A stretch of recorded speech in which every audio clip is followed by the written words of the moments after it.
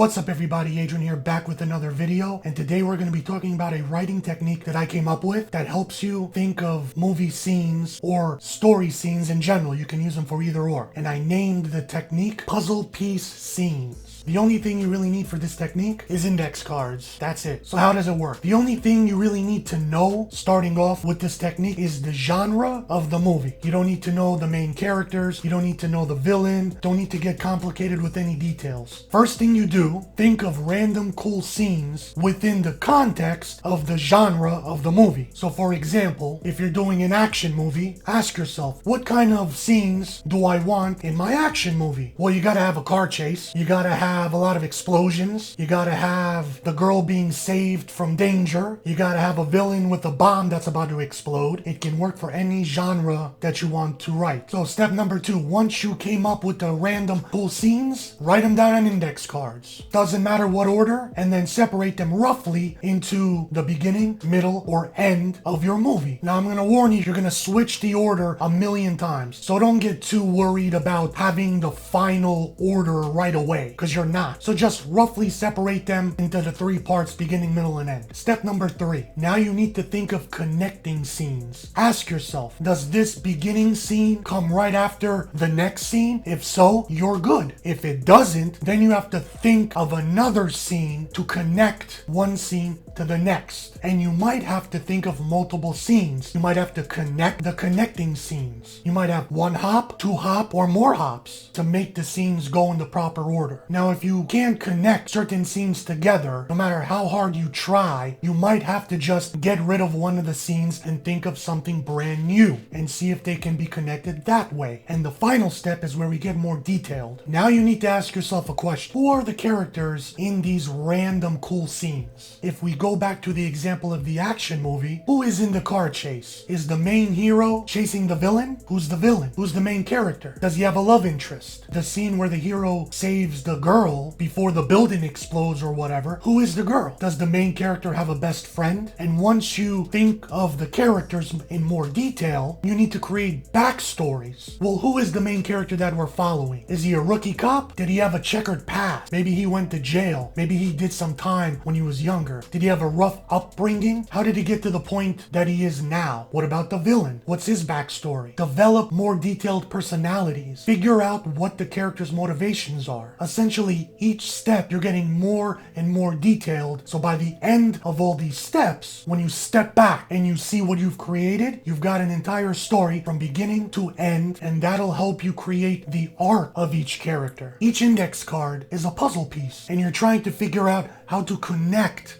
each puzzle piece. You might have to connect this one to this one, and then think of another scene to connect this way.